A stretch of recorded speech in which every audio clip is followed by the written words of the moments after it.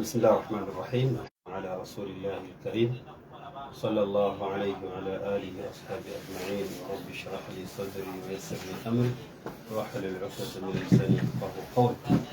أمرنا من رجع وجهك الله سبحانه وتعالى. إيمانا نمجيبي سبق الله اجتبا بزينة محمد صلى الله عليه وسلم.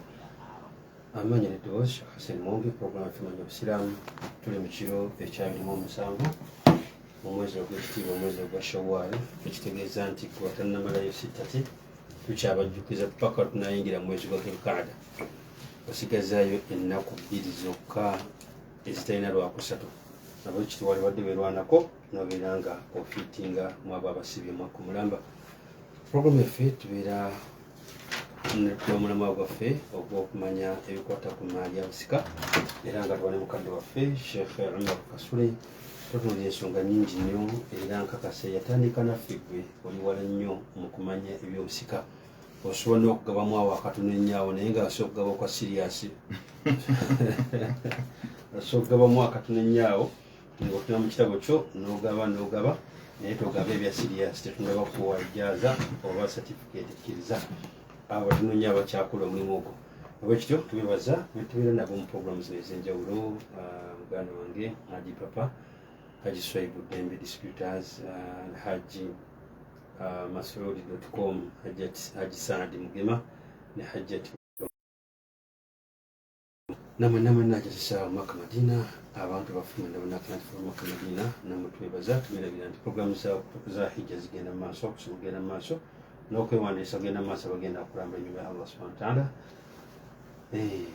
Umra eya August nayo yasembedde 8 zikumala okubeera nga tuba ku nyumba ya Allah subhanahu wa ta'ala. Twebaze mwenna bannanga bawayakadde obudde buno bwe buti abantu abasinga babeebase omuntu kasitaava ku mulimu ekiddako amuntu ahya naye gwe olw'okubeera nga weerekereza n'oga bisimillah nina okumanya ebikwata ku ddiini yange nkakasa wama tuqaddimu li anfusikum min khairin tajiduhu inda Allah. Kalungi kwonna k'okulembeza ojja kasanga ewa Allah n'obudde nkakasa wowaayo ojja busanga ewa Allah subhanahu wa ta'ala nga babakulaga okwerekereza n'obeera nga omanyi ebikwata ku ddiini y'Obusiraamu. Twamaliriza nga tunuulidde okusika okuviira ddala mu mirembe egyakulembera egyo qabla al-Islam Obusiraamu tebunajja. Twalaba omusajja ayogerwako mu Qur'ani w'omusanga okulaba obukolimi wena w'omusanga notamukolimi ayitibwa Firawuna alayhi laana. Firawuna alayhi laana. Twalaba obusika ku mulembe gwa Firawuna alayhi laana ne tulaba obusika mu Bayahudi, tulaba obusika mu bagundi mu Baroma, tulaba obusika mu bikundi ebyenjawulo mu Banaswara ne twabukoonako. Nerero tukyali mu gundi tukyatambulirawo ne mukadde waffe Sheikh Umar Kasule. Abekityo nkakasa abadde agenze mu wuzu oteredde bulungi ku kitabo kyo oteredde bulungi owuliriza era nakyo tukidiscouraginga omuntu okubeera nga ogenda kuwulira puroguramu eno wena nawe ebikonoleka omutwe ate engeri yobutedde bwakiro omuntu ayagala ilimu weerumyamu naye ogamba saawa zino tuyinza omutwe Allahu akbar lillahi alhamdu oba otudde mu kkubo lya tulo ogamba nti webikka omutwe oba ogenda kuloota buloosi maali ya busika n'okusoma kuyinza okubanga olwekityo ogumiikirizamuko akatono nobaako byoyiga mwana wattu bijja kuyamba. Saawa zino zotakuyamba ng'olaba weba yinza okugamba nti ate kale nze muleke olwedde maali baagigaba dda saafuna nakufuna ate kale njagala ki kadde kayinza okutuuka ng'ate gw'ofuna ku muntu omulala gumirako olugundi olinako olugala mbeera ez'enjawulo. Sheikh nkakasa abantu beetegese okubeera nga bawulira ekigenda mu maaso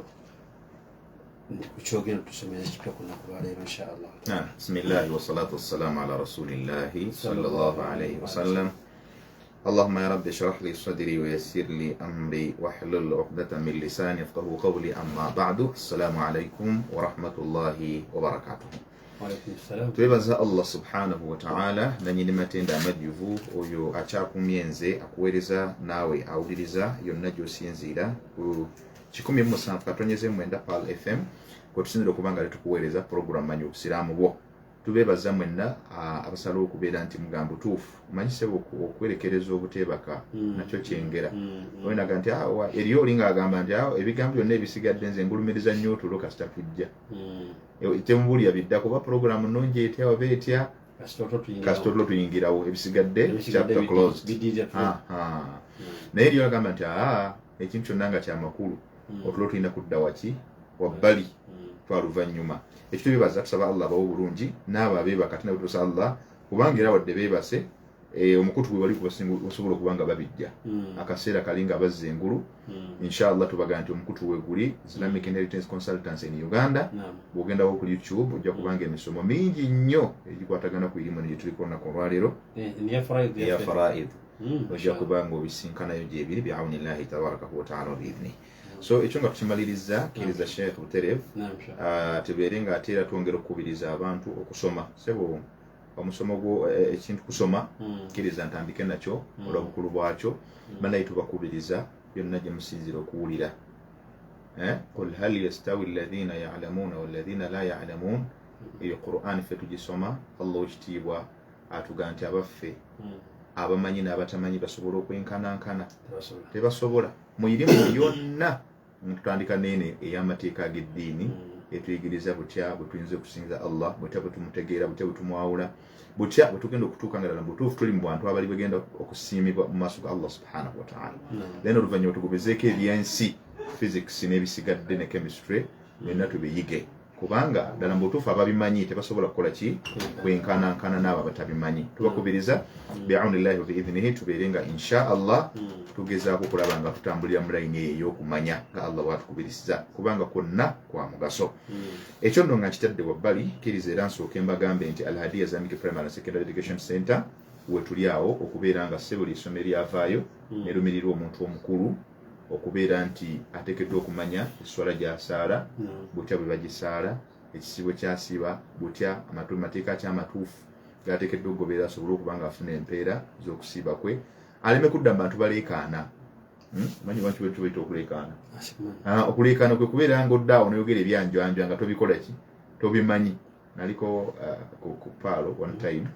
mu kaseera ka Ramadani awo Imam Cheyune yali abuuza ebibuuzo manyi yatera okubuuza no yali abuuza ebibuuzo by'abaana abeera entanda ebyantanda oba nti gwoleta emiramu egyo almuhimu bano aba contestinga mu bibuuzo bya Ramadan waliwo omuyizi omu yabuuzibwa ekibuuzo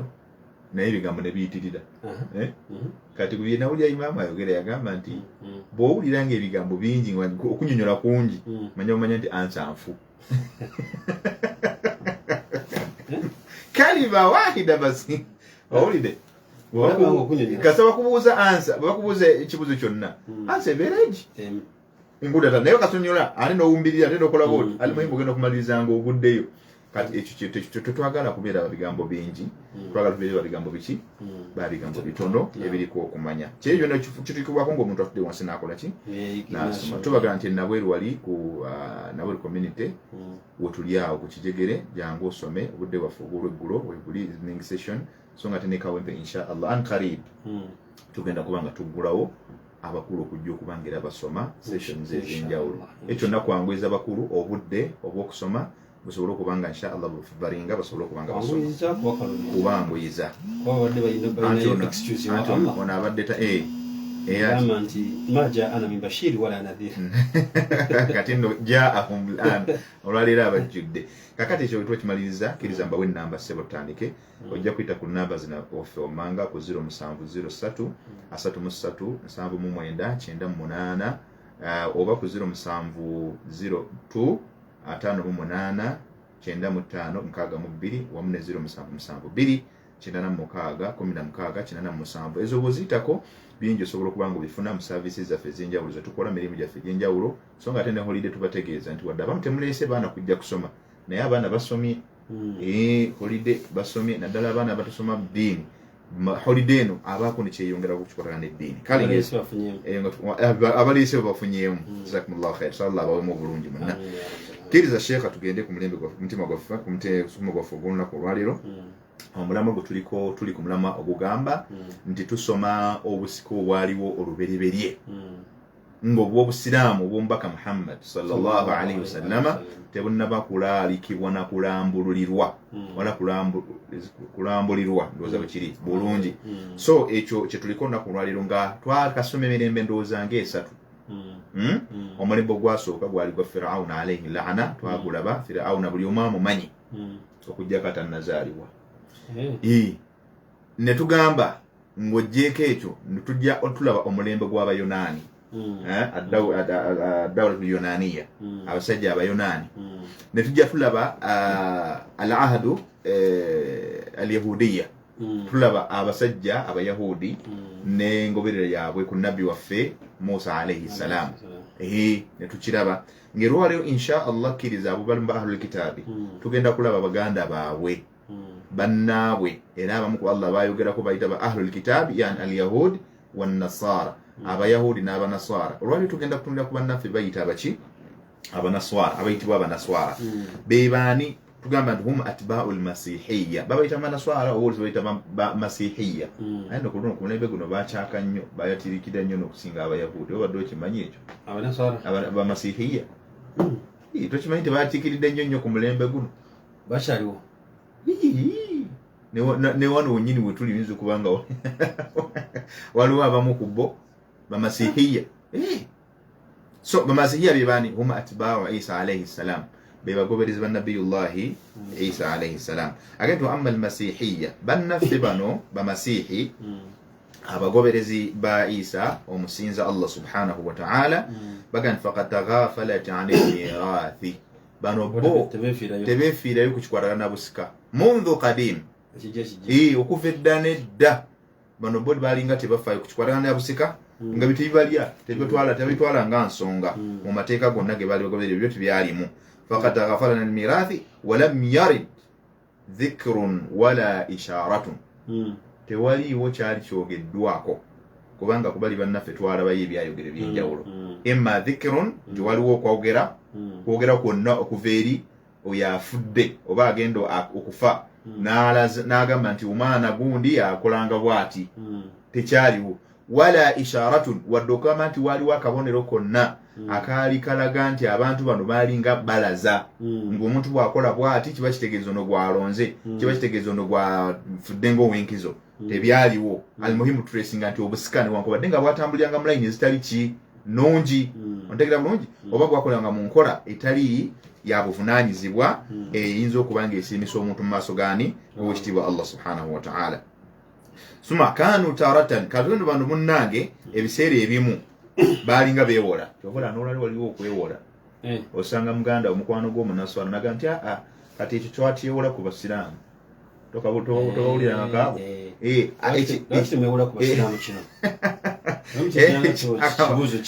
Ekyo ewaffe tekiriyo naye ffe twakyewola ku basiraamu,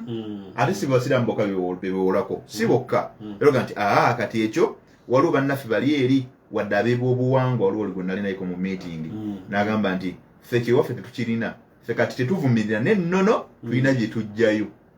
Masihi naam, ennono kimanyi gwe kibayita ennono ye shiriki yennyini, ye bayita traditional ways, ze bayita traditional ways. Ate nga nazo ogenda okulaba ensibuko yaazo ziyinamu athar fi hadhihi tawaruth al-tarikhiyya al-qadima. Okalagira bulungi, ojja kulaba nga nazo ensibuko yaazo ziyina mwe zijja nga zijjira ddala mu bino byennyini bye twogera, nabo tebalina gye babijja wala, kubanga traditional ways olwaliwo zaakajja of recent, ne zino ze twogerako ezimu zisinga obungi zimu zaali traditional. Naye ani yazitandika ezo? Abaaliwo otuuka n'omusaasira lwaki manisanna musunnatan sayyi'a kana lahu wizru wa wizra man amila biha ila yawm al-qiyamah waliyadhalikawo ebintu naye yatandika obusamize n'obushiriku. Anti ku mulembe olina kuddayo ku mulembe gwani Nuhu alayhi salam, Nuhu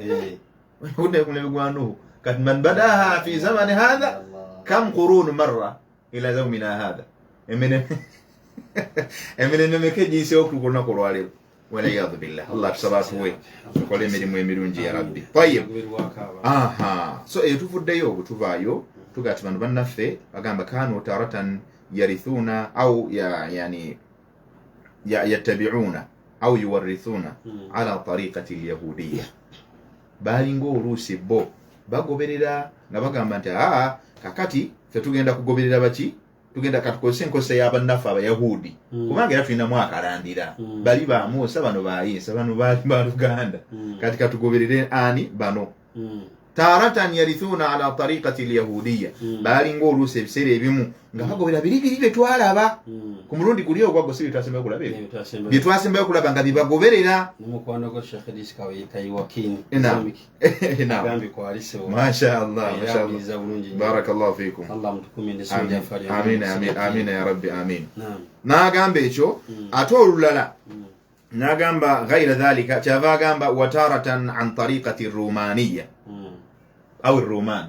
ate oluusi nga bakobera bali abaloma anti abaloma naawe omanyi abaloma balinga ebintu byabwe nga bo bareflectinga balina enkola yaabwe nga bwe twatunulira bwe twatunuliramu ko balinamu katwata katadiro akatono akokubeera nga obusiko obwabwe infact tubadde tubogedde nako balinga obusiko obwabwe nga babuze eri family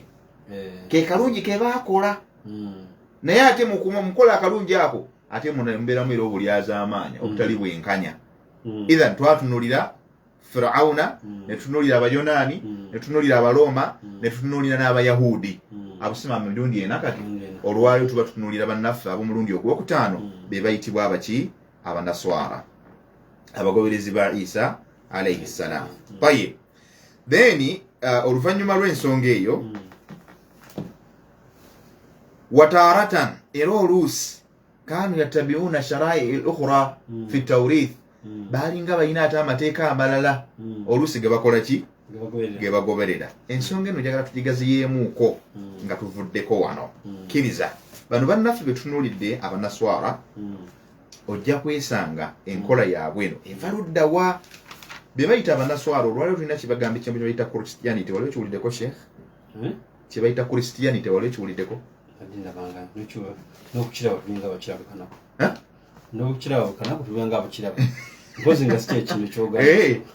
kali katulabe ki otunalabo bakikwatagana nekitugenda okunnyonnyola olwaleero almuhim olwaliwo kino kyebagamba ekira christianity christianity kyatandikibwawo forces ez'enjawulo authorities ezaki ez'enjawulo zebayita nga ziva mu kyebayita church leadership obukulembeze bw'amakyaki agaki ag'enjawulo ng'olwaliwo kitegeeza nti abagoberezi baani ba Isa alayhi salam ere bulungi bebaga abagoberezi ba Isa alayhi salam shar'an aw this nagamba shar'an ay wada'an laysa shar'an bal wada'an bo bakigoberera kubanga kiri that is the formal way of theirs they take it out initiated by them okitegedde bulungi nga bebakyeterawo agambe nti such as Roman Catholic tulina gye bayita Roman Catholics eyo nayo church si over papa eyo si yava Vatican that is Roman Catholic ne tubeera ne bayita ba Anglican communities oba communion gye bayita church ya Anglican nagiwulyako bagyogerako nnyo then ne tubeera ne kye bayita ba Eastern Orthodox Eastern what? Orthodox oba bibaani abo naye nga nabo baddiini naye nga nabo baki nayo ddiini bonna bano boolaba it's a coalition of these three bano bakola union ne batandika okubeera nga ne bassawo kye bayita Christianity they follow under Christianity yes bulijjo temwawula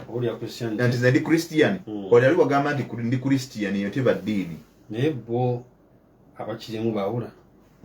benyini bebakikola benyini bebakitandikawo lwaki tebakyawula